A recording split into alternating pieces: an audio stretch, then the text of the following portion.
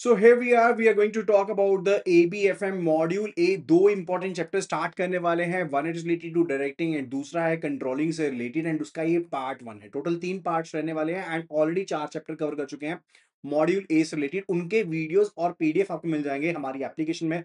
Link top left corner में आपको मिल जाएगा iibf.info/app और साथ ही साथ जो ORG कोड है वो भी नोट कर लीजिए GEGKT बिकॉज उसके साथ ही आप लॉगिन कर पाएंगे अगर आप एक iOS यूजर हैं. चलिए आज का सेशन करते हैं स्टार्ट जल्दी से. So question number one it is related to controlling. An organization is having a strict protocol that any proposed alteration to its core financial software must be formally documented, tested in a separate environment, and received signed approval from the department head before being implemented. According to the IT control guidelines, this procedure, which governs the overall operational environment rather than a single transaction, is best classified as which type of control? IT application input control, IT general control, financial control, या फिर data processing environment control, what it is said to be. So if we talk about the option A here, that's related to IT application input control, right? तो input control जो होता है वो basically relate करता है with the integrity of the data जो कि हम एप्लीकेशन में फीड कर रहे हैं. वो चेंजेस से रिलेट नहीं करता तो ऑप्शन ए तो आंसर नहीं है. And if we talk about the IT general control तो डेफिनेटली आईटीजीसी जिसको हम कहते हैं that is actually going to be the correct answer. Why? Because ये कंट्रोल इंश्योर करता है कि जो चेंजेस होंगे वो ऑथराइज्ड होंगे एंड बिजनेस रिक्वायरमेंट्स को मीटअप करेंगे जो कि कोर पार्ट होता है चेंज मैनेजमेंट प्रोसीजर्स का. एंड इसको हम आईटीजीसी कहते हैं बिकॉज ये इंश्योर कहते हैं कि IT environment stable and reliable बना रहेगा. So option B is going to be the correct answer. Right? जो भी चेंजेस किए जाते हैं इसके तहत किए जाते हैं. Further option see it says financial control यानी कि जो डुअल कंट्रोल जिसको हम कहते हैं. देखो जो डुअल कंट्रोल होता है ना basically it involves to employees. ठीक है? जो एक सिंगल ट्रांजैक्शन को वेरीफाई करते हैं या किसी एसेट को वेरीफाई करते हैं तो ये उससे रिलेटेड नहीं है जो चीज यहाँ पर क्वेश्चन में पूछी गई है. And when we are talking about the data processing environmental control, right? So वो रिलेट करता है फिजिकल एंड इलेक्ट्रिक इन्वायरमेंट के साथ. डाटा प्रोसेसिंग से रिलेटेड जो होता है लाइक अगर आप फॉल्टी वायरिंग को चेकिंग करते हो उससे रिलेटेड है. तो option D is also not the correct answer. Now, let's move toward the next question related to directing. It says a project manager is leading a team. तो project manager जो है वो एक टीम को कर रहे हैं lead of highly experienced surgeons and medical researchers tasked with developing a new surgical technique. The manager provides the team with the ultimate objective and necessary resources, but consciously refrains from dictating the methodology, trusting the team's collective expertise to innovate and self-manage. The approach aligns most closely with which of the leadership model? तो कौन से leadership model के साथ ये चीज जो है वो अलाइन करती है? तो प्रोजेक्ट मैनेजर की बात सुनेंगे तो उन्होंने हाईली जो एक्सपीरियंस सर्जन्स हैं मेडिकल रिसर्चर्स हैं उनको लेकर के आए ताकि एक नया सर्जिकल टेक्निक बनाए. मैनेजर ने टीम को अल्टीमेट ऑब्जेक्टिव बता दिया, रिसोर्सेज दे दिए, लेकिन जानबूझ करके उनको मेथोडोलॉजी नहीं बताई इस चीज को विश्वास रखते हुए कि वो इनोवेट करेंगे. ठीक है? अपने आप खुद से मैनेज करेंगे. तो basically it's the feature of what, ये किस चीज का पार्ट है? ठीक है? तो ये एक लीडरशिप स्टाइल है, लीडरशिप स्टाइल है. ठीक है? And further if we look at the leaders role तो एक विजन प्रोवाइड कर दिया, एक अल्टीमेट ऑब्जेक्टिव दे दिया एंड आपने बेसिकली जो भी रिसोर्सेज चाहिए थे वो प्रोवाइड कर दिए, लेकिन मेथोडोलॉजी नहीं बताई इस चीज का विश्वास करते हुए कि वो अपने आप से डिसाइड करेंगे किस तरह से अचीव करना है. सो कोर प्रिंसिपल है इंपावरमेंट से रिलेटेड, सेल्फ मैनेजमेंट से रिलेटेड एंड इनोवेशन से रिलेटेड. ठीक है? तो if we look at the laissez faire leadership जो डेलीगेशन स्टाइल होता है तो उसके केस में लीडर जो होता है वो ऑटोनॉमी देता है to the capable experts. Minimal interference रहती है right in how the task are executed something. And ये इफेक्टिव होता है जब टीम मेंबर्स बहुत ज्यादा स्किल्ड होते हैं एंड इफेक्टिव होते हैं. या फिर एक सिचुएशनल लीडरशिप होती है जिसको हम हर से ब्लैंकआउट मॉडल कहते हैं, जिसमें बेसिकली मैच्योर कॉम्पिटेंट टीम जो होती है आप उनको लेकर के आते हो. जो लीडर होता है वो एक डेलीगेटिंग स्टाइल को ऑफर करता है जहां पर लो टास्क ओरिएंटेशन होती है, लो रिलेशनशिप ओरिएंटेशन होती है बिकॉज टीम खुद को डायरेक्ट कर सकती है. सो यहाँ पर क्या आंसर रहेगा? Let's have a look at the point कि अथॉरिटेरियन लीडरशिप है, ट्रांजैक्शनल लीडरशिप है, डेलीगेटिव लेसेस फेयर लीडरशिप है या फिर ट्रांसफॉर्मेशनल लीडरशिप है. सो answer is option see that is laces faire leadership. Now अगर हम ऑथोरिटेरियन लीडरशिप की बात करते हैं तो ऑथोरिटेरियन जो लीडर होता है वो डिक्टेट करता है प्रोसेस को. जो वो ऐसा लीडर होगा दैट डिक्टेट्स द प्रोसेस, वो पूरा का पूरा प्रोसेस डिक्टेट करेगा, एक्सपेक्टेशंस को एनफोर्स करेगा, डेलीगेट नहीं करेगा इनिशिएटिव को, तो ऑप्शन ए तो नहीं है। अगर मैं ट्रांजैक्शनल लीडरशिप की बात करता हूं, तो ट्रांजैक्शनल लीडरशिप में फोकस किया जाता है किस चीज के ऊपर? It basically focuses on the system of reward, ठीक है, पनिशमेंट्स के ऊपर, रिवॉर्ड्स के ऊपर फोकस करता है गोल्स को अचीव करने के लिए। ये प्राइमरी मेथड यहाँ पर डिस्क्राइब नहीं है। And when we talking about the transformational leadership, तो वहां पर आप फॉलोअर्स को इंस्पायर करते हो एक ग्रैंड विजन देते हुए, राइट? यहां पर हम डेलीगेशन कर रहे हैं टास्क की, तो option D is also not the correct answer. Now let's move toward the next question. It says a company attempts to implement a new control system, एक नया कंट्रोल सिस्टम इंप्लीमेंट करना है, aimed at enhancing the organisation culture by tracking metrics like employee morale and team spirit. According to the established principles of control, what is the most significant inherent challenges the company will face when trying to execute the comparison step to control process for these specific metrics? तो एक company जो है वो attempt करती है कि उन्होंने एक नया कंट्रोल सिस्टम जो है उसको करना है इम्प्लीमेंट, राइट? तो वो बनाना है, किस चीज के ऊपर एम करना है कि ऑर्गेनाइजेशन का जो कल्चर है, ठीक है, by tracking the metrics like employee का जो मोरल है एंड जो पर्टिकुलर टीम स्पिरिट है, उनको साथ में लेकर के चलना, उनको ट्रैक करना, राइट? एंड जो आपके एस्टैब्लिश प्रिंसिपल्स है कंट्रोल के, तो कौन सा सबसे ज्यादा सिग्निफिकेंट इनहेरेंट चैलेंज रहेगा कंपनी जो फेस करेगी जब वो एग्जीक्यूट करने की कोशिश करेगी, राइट? तो देखो, स्टेप्स ऑफ कंट्रोल क्या होते हैं कि आप स्टेप जो आपके स्टैंडर्ड्स हैं उनको स्टैब्लिश करो। अगर मैं स्टेप्स की बात करूं, सबसे पहली चीज क्या होती है? सबसे पहली चीज होती है establish the standards, establish standards, ठीक है। उसके बाद होता है कि आप एक्चुअल परफॉर्मेंस को मेजर करो। जो भी एक्चुअल परफॉर्मेंस होती है उसको हम मेजर कर लेंगे। पहले आपने बेंचमार्क कर दिया, अब आपने बेसिकली एक्चुअल परफॉर्मेंस को मेजर कर लिया। Now you will be comparing, हम अब क्या करेंगे? कंपेयर करेंगे एक्चुअल परफॉर्मेंस को स्टैंडर्ड्स के साथ, राइट? एंड फोर्थ होगा that we will be taking the corrective actions, कि हम करेक्टिव एक्शन जो होगा वो लेंगे, दैट इज इट, राइट? ये चीज होता है। अब इस केस में कंपनी जो है वो क्या करना चाहती है? वो सॉफ्ट एस्पेक्ट्स को कंट्रोल करना चाहती है, like employee morale, team spirit, इनको कंट्रोल करना चाहती है, जो कि इनटेंजिबल है, क्वालिटेटिव है एंड सब्जेक्टिव मेट्रिक्स है। इन दोनों की बात करें खास करके, like team spirit and employee morale की बात करें, these are intangibles, right? These are qualitative in nature, subjective metrics हैं। तो क्रिटिकल चैलेंज क्या रहेगा कि आप एक्चुअल परफॉर्मेंस को स्टैंडर्ड्स के साथ कैसे कंपेयर करोगे? हम एक क्लियर मेजरेबल ऑब्जेक्टिव स्टैंडर्ड चाहिए। तो मॉरल एंड टीम स्पिरिट जो है, ये स्टैंडर्ड्स इनहेरेंटली वेग हैं, इनको क्वांटिफाई नहीं किया जा सकता, इनको मेजरेबल टर्म्स में आप एक्सप्रेस नहीं कर सकते। तो डेफिनेटली कंपैरिजन आपका एम्बिगुअस हो जाएगा, बनावटी हो जाएगा एंड दिखावे वाला हो जाएगा, एंड डेफिनेटली उसमें इनकंसिस्टेंसी हो सकती है, ये चीज रहेगी वहां पे, ठीक है। So option 8 says the cost of implementing the qualitative controls is prohibitively high of most firms. See, अगर हम कॉस्ट की बात करें तो उसके केस में डेफिनेटली वो लिमिटेशन है कंट्रोलिंग की, वो एक लिमिटेशन होती है, but that's not the case over here first of all. And option B says employees will inevitably resist these controls. तो डेफिनेटली रेजिस्टेंस तो होता ही है, कंट्रोल्स में हमेशा ही रहता है। The standards are not expressed in qualitative terms, making the objective comparison between the actual performance and standard exponentially difficult. Absolutely true. Exceptional ये difficult चीज बन जाएगी क्योंकि आप कैसे उनको qualitatively measure करोगे. So option C is actually the correct answer.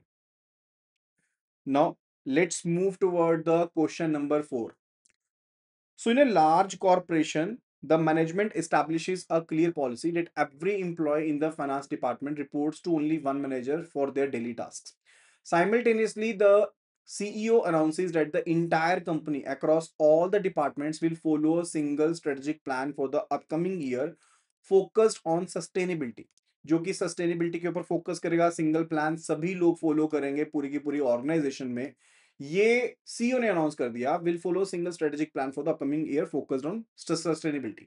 Which two principles of effective directions are being exemplified? कौन से प्रिंसिपल्स के बारे में हम बात करें, उनके बारे में वी नीड टू आंसर, ठीक है, उसके बारे में हमने बताना। If we look at the harmony of objectives and direct supervision, तो हार्मनी ऑफ ऑब्जेक्टिव एक्चुअल में रिलेट करता है कि हमने इंडिविजुअल को ऑर्गेनाइजेशन गोल के साथ अलाइन करना, ठीक है? तो वो चीज तो यहाँ पर नहीं है, right? And for the direct supervision किसके बारे में होता है कि आपने सबऑर्डिनेट्स को ओवरसी करना है, तो that is not the combination of the goals we are talking about. And if we look at the option B that says unity of direction and unity of command, तो definitely that's true. Why? Because जब policy है कि employ receive करेगा order सिर्फ एक ही person से, तो वो है unity of direction, sorry unity of command, that is basically unity of command, right? And when we are talking about कि सिर्फ और सिर्फ एक ही हेड होगा एंड एक ही प्लान होगा ग्रुप ऑफ एक्टिविटीज के लिए, दैट इज बेसिकली व्हाट, वो प्रिंसिपल आपका कौन सा है? That is a unity of direction, वो यूनिटी ऑफ डायरेक्शन से रिलेटेड है. तो ऑप्शन बी जो है that's absolutely true, right? Now, if we look at the participative management and follow up, जो participative management होती है उसमें होता है कि आप अपने सबऑर्डिनेट्स को कंसल्ट करते हो, एंड फॉलो अप में क्या होता है कि आप चेक, आपकी परफॉर्मेंस को चेक किया जाता है, तो वो तो प्राइमरी फोकस नहीं है, तो ऑप्शन सी यहाँ पर करेक्ट नहीं है. And option D says unity of command, तो यूनिटी ऑफ कमांड तो एक है, लेकिन क्या इफेक्टिव कम्युनिकेशन है? नो, क्योंकि कम्युनिकेशन तो इन्वॉल्व होती है, लेकिन कोर जो प्रिंसिपल यहाँ पर डेमोन्स्ट्रेटेड है that is unity of command and direction and not the effective communication. So option D is also not correct. Now, the next question number 5 here. A business analyst examining a company's break-even chart notes that the angle formed by the intersection of the total revenue line and the total costs line is exceptionally wide, right? तो जो angle form किया जा रहा है दो चीजों के द्वारा, कौन कौन सी दो चीजें? बाय द इंटरसेक्शन, ठीक है, of the total revenue line and the total cost line is exceptionally wide. What is the most accurate strategic interpretation of this angle of incidence? तो सबसे ज्यादा क्या बेटर इसकी एक डेफिनेशन रहेगी उसके बारे में हमने बताना है. देखो, जो ब्रेक इवन एनालिसिस होता है, तो एंगल ऑफ इंसिडेंस जो स्पेसिफिकली यहां पर बात की जा रही है एंगल ऑफ इंसिडेंस के बारे में, राइट, वो बेसिकली फॉर्म होता है इंटरसेक्शन के ऊपर, यानी कि total revenue and total cost line के इंटरसेक्शन के ऊपर जो एंगल फॉर्म होता है उसको हम कहते हैं एंगल ऑफ इंसिडेंस, राइट? तो अगर एक आपके पास वाइड एंगल है, राइट, तो उसका मतलब रहेगा कि after the break even point जो सेल रेवेन्यू है वो बहुत ज्यादा जल्दी से ग्रो कर जाएगा rather than the cost line, यानी कि कॉस्ट लाइन आपकी ग्रो इतनी नहीं करेगी, लेकिन आपका जो सेल्स रेवेन्यू काफी ज्यादा ग्रो कर जाएगा. तो उसका मतलब ये होगा कि आपका जो कंट्रीब्यूशन मार्जिन पर यूनिट है, कंट्रीब्यूशन मार्जिन क्या होता है? That is sales price minus the variable cost, यानी कि सेल्स प्राइस अगर 10 रुपए है और वेरिएबल कॉस्ट पर यूनिट अगर आपकी 6 रुपए है, तो आपके पास जो कंट्रीब्यूशन पर मार्जिन है वो बढ़ जाएगा. ये चीज दर्शाता है, यानी कि आपकी प्रॉफिटेबिलिटी जो होगी वो डेफिनेटली एकदम से बढ़ेगी, बिकॉज कॉस्ट आपकी इतनी नहीं बढ़ने वाली है आपकी ब्रेक इवन पॉइंट के बाद. तो डेफिनेटली इसका मतलब ये रहेगा कि आपका जो बिजनेस है वो एक स्ट्रॉन्गर पोजीशन में है. एंड एक छोटा सा इंक्रीज अगर आपका सेल में होता है beyond the break even point, that will basically lead to a large increase in the profit, क्योंकि कंट्रीब्यूशन मार्जिन ज्यादा है. That is the main thing we are talking about, ठीक है? तो मेजर चीज जो ध्यान रखनी है वो है एंगल ऑफ इंसिडेंस के बारे में. ये कौन सा एंगल है जो आपका किस चीज में बनेगा? टोटल रेवेन्यू लाइन के बीच में, सेल्स के बीच में एंगल जो बनता है वो, एंड फर्दर जो टोटल कॉस्ट लाइन के बीच में एंगल बनता है, ठीक है, कॉस्ट लाइन, इन दोनों चीजों के बीच में जो एंगल बनता है उसको हम एंगल ऑफ इंसिडेंस कहते हैं. तो ऑप्शंस देखते हैं. The company operates with a very low margin of safety, that is not true, because margin of safety relate करता है with the difference of actual sales and the break even point, right ना? वो rate of profit से deal नहीं करता है. पहली बात है, मार्जिन ऑफ सेफ्टी जो होता है वो आपका रेट ऑफ प्रॉफिट से डील नहीं करता, वो आपका actual sales and break even sales के डिफरेंस के साथ डील करता है. So that's not the case. Option B, the company accumulates profits at a high rate once the break even point is crossed, यही चीज मैंने आपको बताई है. So option B is absolutely true. Option B is absolutely true, क्योंकि जो angle of incidence है वो क्या डेमोन्स्ट्रेट करता है कि वो रेट जिसके ऊपर आपके प्रॉफिट्स अर्न होंगे after the break even point किस तरह से अचीव होते हैं. अगर आपके पास जो एंगल ऑफ इंसिडेंस जो है वाइडर है, वो सिग्निफाई करता है कि टोटल रेवेन्यू जो होगा वो काफी ज्यादा अच्छे दर से इंक्रीज होगा देन द टोटल कॉस्ट, जिससे आपका high rate of profit accumulation होने वाली है. So option B is the correct answer. Now option C, the company's fixed cost constitute a very small portion of its total cost. देखो, जो angle है वो reflect करता है relationship between the total cost and the revenue. Fixed cost component के बारे में नहीं है सिर्फ और सिर्फ, तो option C is also not correct. So answer is option B as I told you. Now the next question is about directing. An employee has been promised a significant bonus which they value highly, right, if they successfully complete a project. तो एक employ को promise किया गया है एक bonus अगर वो एक पर्टिकुलर प्रोजेक्ट को कंप्लीट कर लेते हैं तो उनको वो बोनस मिल जाएगा. However, they believe that due to lack of the resources, it is impossible to complete the project successfully, no matter how hard they work. According to the Vroom's expectancy theory of motivation, what will be the resulting level of motivation and why? तो क्या resulting level होगा and क्यों होगा उसके बारे में we need to answer. देखो, as per the Vroom's expectancy model, ठीक है, जो कि थ्योरी दी गई थी 1964 में दी गई थी. ईयर याद रखना जरूरी नहीं है. तो आपको एक चीज यहां पर बता देता हूं कि जो आपकी मोटिवेशन होती है, motivation as per the Vroom's model, that is equal to expectancy multiplied by the instrumentality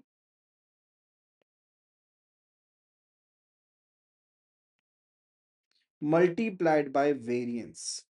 right, ये आपका व्रूम्स एक्सपेक्टेंसी थ्योरी का पार्ट है.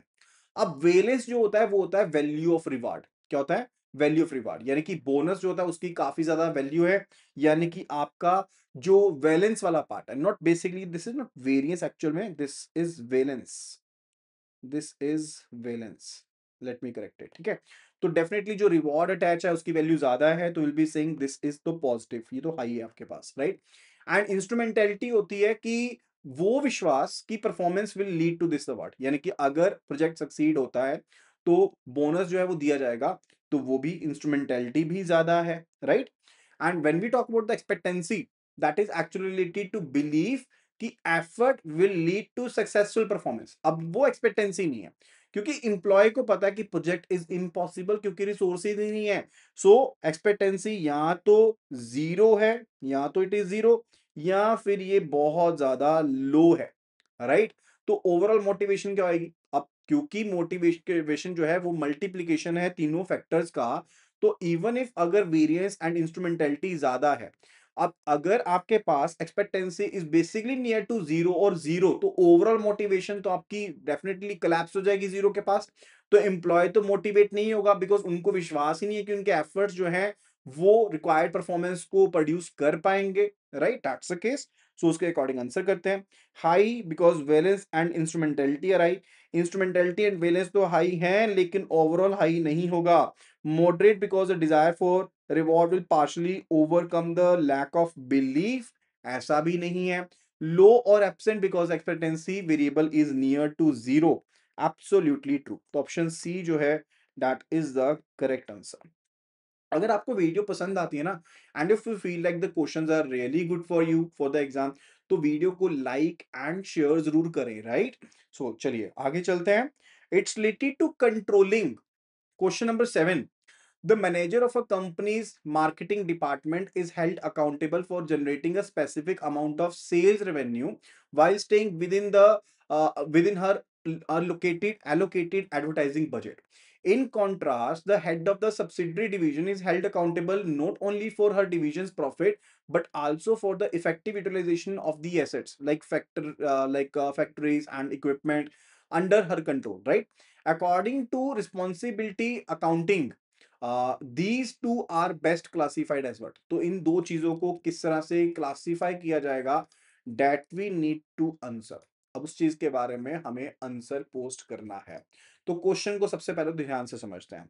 जो मैनेजर है कंपनी के, जो मैनेजर है कंपनी के मार्केटिंग डिपार्टमेंट के, उनको अकाउंटेबल माना गया है कि आपने एक specific amount of sales revenue को जनरेट किया है अपने एलोकेटेड एडवर्टाइजिंग बजट में रहते हुए. लेट्स से 10 करोड़ का बजट था, 10 करोड़ के बीच में रहो और अपने अच्छा सेल्स रेवेन्यू जो है वो अपने जनरेट कर, स्पेसिफिक अमाउंट ऑफ अपने सेल्स रेवेन्यू जनरेट कर रहा है. राइट, एंड इन कॉन्ट्रास्ट जो हेड ऑफ सब्सिडरी डिवीजन है, राइट, उनको अकाउंटेबल माना गया है नॉट ओनली फॉर हर डिवीजन प्रॉफिट, लेकिन but also for the effective utilization of the assets. यानी कि सिर्फ उनके प्रॉफिट के लिए, डिवीजन के प्रॉफिट के लिए नहीं, लेकिन कि उन्होंने इफेक्टिव यूटिलाइजेशन की है एसेट्स की. Right, under her particular control. So according to the responsibility accounting, ये दो चीजें किस तरह से क्लासिफाई की जाएंगी उसके बारे में हमने बताना है. तो सबसे पहले we are going to talk about the person जो कि मार्केटिंग हेड है. राइट, सो मार्केटिंग डिपार्टमेंट के मैनेजर की बात करते हैं. Here we are talking about the marketing department manager. Right, so अगर हम अकाउंटेबल की बात करें वो किसके लिए, फॉर द सेल्स रेवेन्यू. ये किन के लिए अकाउंटेबल है, फॉर द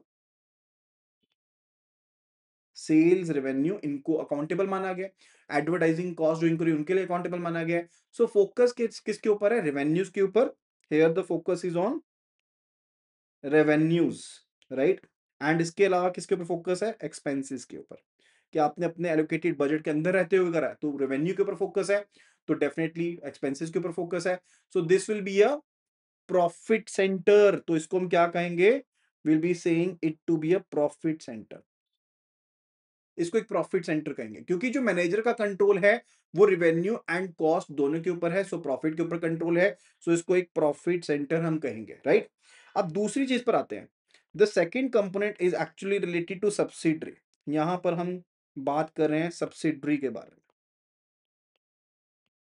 सब्सिडरी के बारे में बात कर रहे हैं, राइट। जो सब्सिडरी डिवीजन हेड उनकी बात कर रहे हैं। अब इनको अकाउंटेबल किस चीज के लिए माना गया? The person is accountable for profits. किसके लिए अकाउंटेबल है? प्रॉफिट्स के लिए अकाउंटेबल है। और साथ के साथ जो एसेट्स का यूज है, effective use of assets, assets use और इफेक्टिव, एक बार लिख ही देता हूं, effective use of assets, right. इसके लिए इनको अकाउंटेबल माना गया। सो फोकस किसके ऊपर है? Focus is actually on profits, ठीक है। तो आप यहां पर फोकस कर रहे हो प्रॉफिट्स के ऊपर, प्लस फोकस कर रहे हो इन्वेस्टमेंट्स के ऊपर जो इंप्लॉय की गई है, इन्वेस्टमेंट्स के ऊपर फोकस कर रहे हैं, दो चीजों के ऊपर फोकस है। So this is what, this is investment centre, ये आपका इन्वेस्टमेंट सेंटर रहेगा, क्योंकि हम प्रॉफिट्स के ऊपर एंड साथ के साथ जो आपके इन्वेस्टमेंट्स हैं उनके ऊपर फोकस कर रहे हैं, उनके ऊपर फोकस कर रहे हैं, ठीक है। तो जो मार्केटिंग डिपार्टमेंट मैनेजर है is responsible for profit centre, and जो सब्सिडरी डिवीजन के हेड है वो रिस्पॉन्सिबल है इन्वेस्टमेंट सेंटर के लिए, right. No let me tell you much more about this, right. So when I am actually talking about key responsibility accounting के बारे में बात करते हैं, तो सिर्फ ये दो कंपोनेंट नहीं होते, टोटल चार टाइप की रिस्पॉन्सिबिलिटी सेंटर्स हैं, राइट। दो तो हमने देख लिए यहाँ पे, एक प्रॉफिट सेंटर हो गया और एक आपके पास हो गया इन्वेस्टमेंट सेंटर हो गया। इसके अलावा we are having the cost centre, एक होता है कॉस्ट सेंटर, और फोर्थ जो होता है that's actually the revenue centre, that's the revenue centre. अब कॉस्ट सेंटर क्या होगा? एक ऐसा यूनिट जहां पर मैनेजर रिस्पॉन्सिबल होगा सिर्फ कॉस्ट के लिए, लाइक जहां पर आप कॉस्ट कंट्रोल के ऊपर फोकस कर रहे हो, लाइक मैन्युफैक्चरिंग डिपार्टमेंट हो गया, राइट, या मेंटेनेंस डिपार्टमेंट हो गया, एचआर डिपार्टमेंट हो गया, आईटी सपोर्ट डिपार्टमेंट हो गया। तो वहां पर आप एक्चुअल कॉस्ट को मेजर कर रहे हो अगेंस्ट द बजटेड कॉस्ट, वो आपका कॉस्ट सेंटर होगा, राइट। दूसरा होगा revenue centre.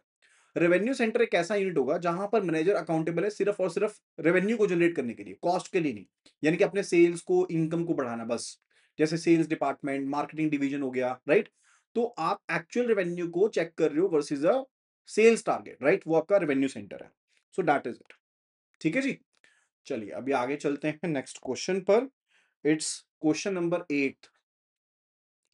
A company observes that its employees have stable jobs and competitive salaries, but seem to have lack of sense of team cohesion and frequently feel isolated, or isolated वो feel भी कर रहे हैं, right? To combat this, the management introduces a mentorship program and budgets for regular social events, ठीक है। तो उसके लिए इस चीज को, प्रॉब्लम को सॉल्व करने के लिए क्या करते हैं वो, कि एक मेंटरशिप प्रोग्राम को लॉन्च कर देते हैं, जहां पर आप क्या करेंगे कि जो बजट्स हैं, रेगुलर सोशल इवेंट्स होंगे उसके ऊपर लगाएंगे। सो मैस्लोज हायरार्की नीड के according which specific level of need is the management primarily targeting with these initiatives. तो if we look at the Maslow's hierarchy needs, तो 5 तरह की नीड्स होती हैं। We are having the physiological needs, like food, water, salary etcetera, right, survival के लिए जो basic needs हैं। सेफ्टी नीड्स होती हैं, जैसे job security, safe environment, stable income. Social needs होती हैं थर्ड लेवल के ऊपर, ठीक है, which is related to friendship, team spirit, sense of belonging. Fourth level पर एस्टीम नीड्स होती हैं, like recognition, respect, status, right. Fifth level पर होती हैं सेल्फ एक्चुअलाइजेशन नीड्स, लाइक अगर आप अपना फुल पोटेंशियल रियलाइज कर सकते हो, क्रिएटिविटी, पर्सनल ग्रोथ एक्सेट्रा। मैं यहाँ पर लिख देता हूँ ये पांचों के पांचों। तो बेस लेवल के ऊपर जो सबसे पहले नीड होती है वो होती है फिजियोलॉजिकल नीड्स। एग्जाम्पल्स मैं आपको ऑलरेडी बता चुका हूँ। जो बेसिक नीड्स आपकी होती हैं वो होती हैं फिजियोलॉजिकल नीड्स। सेकंड टीयर पर जो नीड्स आपकी होती हैं those are the safety needs, like job security etcetera. तो ये सेफ्टी नीड्स हो जाएंगी। थर्ड लेवल पर we are having the security needs, ठीक है, security sorry social needs, not security, वो सेफ्टी नीड्स के साथ आएगी। These are the social needs, ठीक है, कि आपका सोशल सर्कल चाहिए। एंड फोर्थ लेवल पर आपके पास होती हैं एस्टीम नीड्स।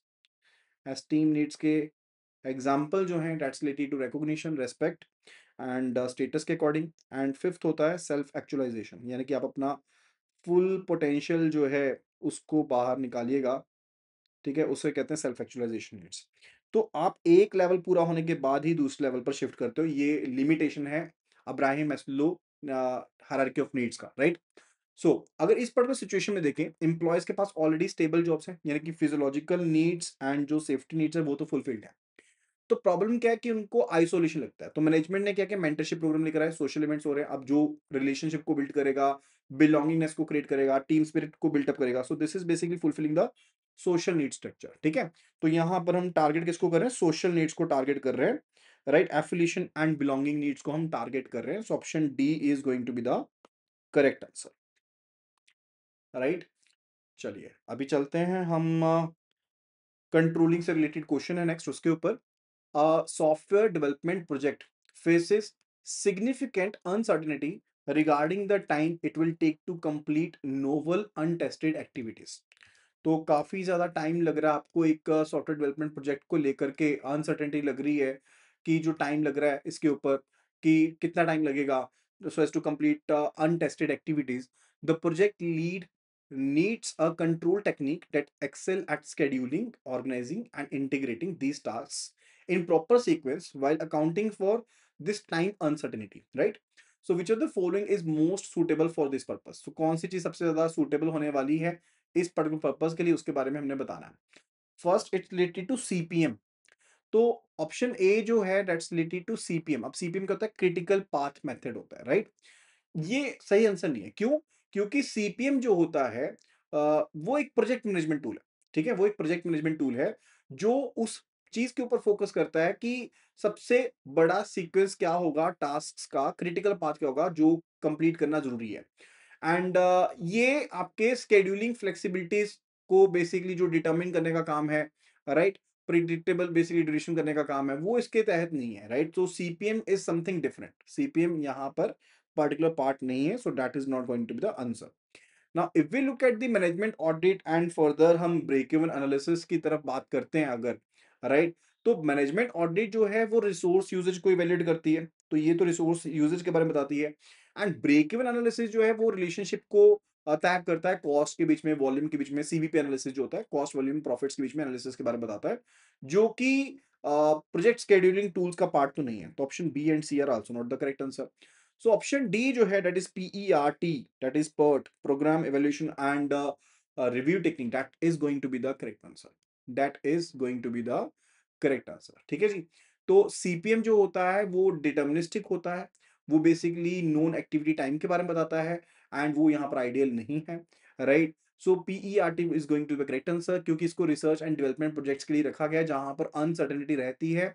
एंड ये तीन तरह के टाइम एस्टिमेट्स का इस्तेमाल करता है, optimistic, most likely and pessimistic, right. And ये सीक्वेंसिंग में भी हेल्प करता है, स्केड्यूलिंग में भी हेल्प करता है, इंटीग्रेटिंग में भी हेल्प करता है, कॉम्प्लेक्स टास्क को एक पर्टिकुलर अनसर्टेनिटी के अंदर लेकर आने के लिए। तो आंसर जो रहेगा सबसे सुटेबल जो कंट्रोल टेक्निक है that is going to be PERT here, right. So option D is the correct answer. Now let's move toward the next question number 10th। A floor supervisor in a factory consistently listens to the grievances and suggestions from the assembly line workers and accurately conveys them to the plant manager. तो एक floor supervisor है जो कि problems को सुनते हैं assembly line worker से, right, and properly convey करते हैं जो भी एक्चुअल चीज है उसको, इसको बताते हैं प्लांट मैनेजर को बताते हैं। In return she clearly explains new management policies and production targets to the workers, ensuring there are no misunderstandings. In this capacity, the supervisor is most accurately described as fulfilling the role of what? तो किस तरह का role यहाँ पर fulfil कर किया जा रहा है? देखो, जो क्लासिक ऑर्गेनाइजेशन कम्युनिकेशन होती है ना एंड मैनेजरल रोल होता है, उसके बारे में ये चीज कही जा रही है, ठीक है। तो सुपरवाइजर जो होता है वो अपने वर्कर्स को सुनता है, यानी कि जो उनकी ग्रीवेंसीज हैं, सुजेशंस हैं, उनको ऊपर लेके जाता है, एंड पॉलिसीज एंड टारगेट्स को जो मैनेजमेंट की तरफ से है उनको नीचे लेके आता है। So here we can considering 2 tier और 3 tier सिस्टम। एक है यहाँ पर ये मैनेजमेंट है, राइट, यहाँ पर है ये सुपरवाइजर है, और यहाँ पर है हमारे पास वर्कर्स जो आपके असेंबली लाइन वर्कर्स हैं, वो यहाँ पर है हमारे पास, right? So let me write कि यहाँ पर है मैनेजमेंट, यहाँ पर है floor manager, and here we are having the assembly line workers, जो असेंबली लाइन वर्कर्स हैं, ठीक है? अब इनकी जो प्रॉब्लम्स हैं वो इसने सुनी, फ्लोर मैनेजर ने, और ये ऊपर ले गई, और जो एक्सपेक्टेशंस हैं, बजट्स हैं, वो आगे कन्वे कर दिए। So this is being done, right? तो यहाँ पर एक लिंकिंग पिन है, जो मैनेजर है वो एक लिंकिंग पिन है जो कम्युनिकेट ब्रिज कर रहा है, यानी कि जो दो ऑर्गेनाइजेशन लेवल्स उनके बीच में कम्युनिकेशन लेकर के आ रहा है उस चीज के बारे में। So let's have a look at it कि क्या रहेगा। Motivator who provides only positive reinforcement, तो ऐसा तो नहीं है, क्योंकि उनका जो रोल है वो कम्युनिकेटिव है, मोटिवेशनल तो नहीं है सिर्फ और सिर्फ। तो option A is not correct answer. Option B, link between workers and management, बिल्कुल लिंक है, एक की रोल जो है सुपरवाइजर का वो एक लिंकेज है वर्कर्स के बीच में, मैनेजमेंट के बीच में, यानी कि ये बेसिकली मैनेजर एक्सप्लेन कर रहा है मैनेजमेंट की पॉलिसीज को वर्कर के पास, एंड वर्कर की प्रॉब्लम्स को लेके जा रहा है मैनेजमेंट के पास। तो option B is absolutely going to be the correct answer. ठीक है जी, नेक्स्ट क्वेश्चन पर चलते हैं। Question number 11, a chief information officer CIO is tasked with structuring the company's IT governance and management processes. She adopts a widely used framework that helps her address governance problems by organizing them into objectives and domains like accounting, acquiring and implementing, and delivering and supporting. Which framework she is implementing? तो कौन सा framework यहाँ पर वो implement कर रहे हैं?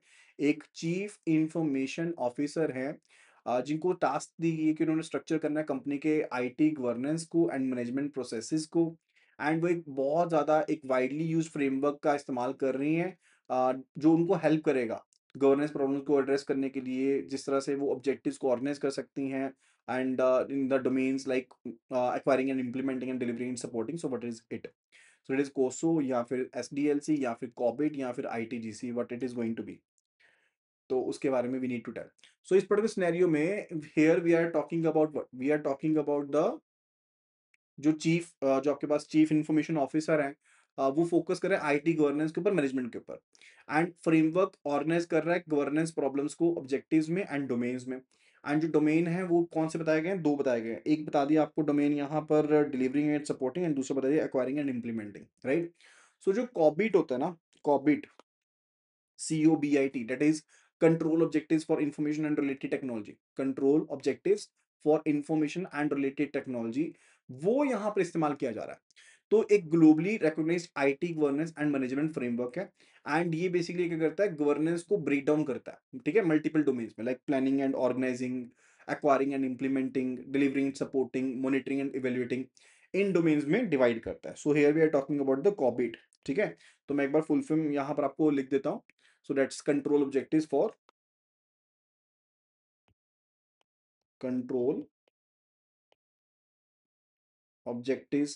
for the information and related technology.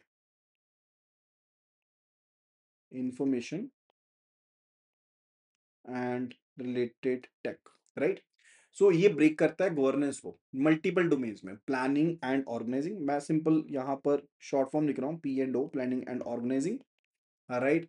Further acquiring and implementing, and third जो है, is delivering and supporting, and monitoring and further evaluating, इनके बीच में ब्रेक डाउन करता है। ये डोमेन्स है जिसमें ब्रेक डाउन कर रहा है, right? So that is COBIT। And why it is not COSO? Because CSO framework जो होता है वो ब्रॉडर इंटरनल कंट्रोल के ऊपर फोकस करता है, ये जो है इंटरनल कंट्रोल्स के ऊपर फोकस करता है। एंड SDLC क्या होता है? जो सिस्टम डेवलपमेंट लाइफ साइकिल है, जो एक प्रोसेस है जो बिल्ड सिस्टम्स को बिल्ड करता है, राइट? जिसपे हम सिस्टम बनाते हैं, जिसे हम ओवरआर्क नहीं करते, गवर्नेंस प्रोसेस को सिस्टम्स को बनाने के लिए इस्तेमाल करते हैं। Building systems, building the systems, ठीक है? System development life cycle, right? And ITGC होता है IT जनरल कंट्रोल्स, राइट? जो एक कैटेगरी ऑफ कंट्रोल्स है, जो एक पार्ट बनेंगे लाइक फ्रेमवर्क का, जैसे कॉबिट होगा, वो खुद से कोई फ्रेमवर्क नहीं है ITGC। तो option C is the correct answer. And further question number 12, according to the McClelland's need theory, अगर मैकलैंड की नीड्स थ्योरी की बात करें, and individual with high need for achievement, अगर एक इंडिविजुअल है जिसमें हाई नीड फॉर अचीवमेंट है, ठीक है, is driven by challenging goals, ठीक है, वो बेसिकली उसको क्या चीज ड्राइव देती है, चैलेंजिंग गोल्स होंगे and desires for direct feedback on their performance, finding the accomplishment itself to be main reward, right? How is this internal drive fundamentally different from the non-financial incentive of job enrichment? ये जो non financial incentive है job enrichment का, उससे किस तरह से different है? जो ये ड्राइव मेंशन की गई है मैकलेलन नीड ऑफ थ्योरी में, वो जॉब एनरिचमेंट से कैसे डिफरेंट है? Now see, if we look at the McClelland's need for achievement, जिसको एनएसीएच कहते हैं, एन नाच कह लो, ठीक है, तो इंटरनल ड्राइव जो होती है वो एक पर्सनल ट्रेट होता है, यानी कि ठीक है, एक लर्नड नीड होती है, ठीक है। तो एनएसीएच में क्या होता है कि आप मॉडरेटली चैलेंजिंग गोल्स को प्रेफर करते हो एंड आप चाहते हो कि आपको साथ के साथ इमीडिएट या फिर एक कंक्रीट फीडबैक मिल जाए एंड आप पर्सनल अकम्पलिशमेंट को एक रिवॉर्ड की तरह मानते हो, ठीक है, इसके लिए आपको पैसा या रिकॉग्निशन नहीं चाहिए। जो मोटिवेशन है वो इंट्रिंसिक है, साइकोलॉजिकल है, यानी कि आपके खुद के मन के अंदर एक इंट्रिंसिक मोटिवेशन है एंड ये इंडिविजुअल के खुद के बीच में से आ रही है, बिकॉज मैकलैंड की जो नीड फॉर अचीवमेंट है वो साइकोलॉजिकल एक पर्टिकुलर पार्ट है कि इंटरनल ड्राइव है, right? Now if we look at the job enrichment, जो कि बेसिकली पार्ट है हर्सबर्ग की टू फैक्टर थ्योरी से रिलेटेड, राइट? तो वो एक्सटर्नल मैनेजरियल इंटरवेंशन है कि जॉब डिजाइन को लेकर के। जॉब एनरिचमेंट जो है वो एक्सटर्नल पार्ट है, right? That's external part, management का पार्ट है कि मैनेजमेंट उस जॉब को किस तरह से डिजाइन कर रही है उसको और एनरिच करने के लिए, राइट? यानी कि आप जो जॉब का स्केल है उसमें और एड अप कर रहे हो रिस्पॉन्सिबिलिटीज को बना करके और फ्रीडम दे करके, वैरायटी ऑफ टास्क को लेकर के आकर के, ताकि जॉब और मोटिवेट बन जाए। ये एक नॉन फाइनेंशियल इंसेंटिव टूल होता है, नॉन फाइनेंशियल इंसेंटिव टूल होता है जो मैनेजमेंट की तरफ अप्लाई किया जाता है ताकि जो मोटिवेशन है, सेटिस्फेक्शन है, उसको इंप्रूव कर लो, राइट? सो जहां पर जो एनएसीएच है, मैकलेन का नीड फॉर अचीवमेंट है, वो एक इंट्रिंसिक चीज है। वहीं पर जॉब जो एनरिचमेंट है, जो हर्सबर्ग टू फैक्टर थ्योरी का पार्ट है, वो एक एक्सटर्नल पार्ट है, right? That's the thing. So the need for achievement is about gaining power over others, right? जो नीड फॉर अचीवमेंट होती है, क्या वो पावर लेने के लिए होता है? देखो, गेनिंग पावर बेसिकली वो बेसिकली किससे रिलेट करता है? नीड फॉर पावर से रिलेट करता है, अचीवमेंट से रिलेट नहीं करता, ठीक है? तो वो अलग चीज है। And the need for achievement is an internal state, right, directing behaviour, where job management is an external technique. Absolutely correct. यही चीज यहाँ पर मैं आपको बता रहा था। So that's an external part. So option B is going to be the correct answer here, ठीक है? So that will be all related to this video. I hope कि आपको ये वीडियो में बहुत से अच्छे कंसेप्ट देखने को मिले होंगे, समझने को मिले होंगे। वीडियो पसंद है तो वीडियो को लाइक कीजिएगा and wait for the second part, third part, जो कि जल्दी से हम अपलोड कर देंगे हमारे यूट्यूब चैनल के ऊपर। सो मेक श्योर कि चैनल को सब्सक्राइब जरूर करें। और अगर आपको इस वीडियो का पीडीएफ चाहिए और पिछली वीडियोस का पीडीएफ चाहिए तो मेक श्योर कि एप्लीकेशन डाउनलोड कर लें। लिंक आपको टॉप लेफ्ट कॉर्नर में मिल जाएगा, iibf.info/app पर जाकर के। और अगर आप iOS यूजर हैं, use the ORG code GEGKT. So that will be all. Thank you so much and see you again in the next video. Happy learning.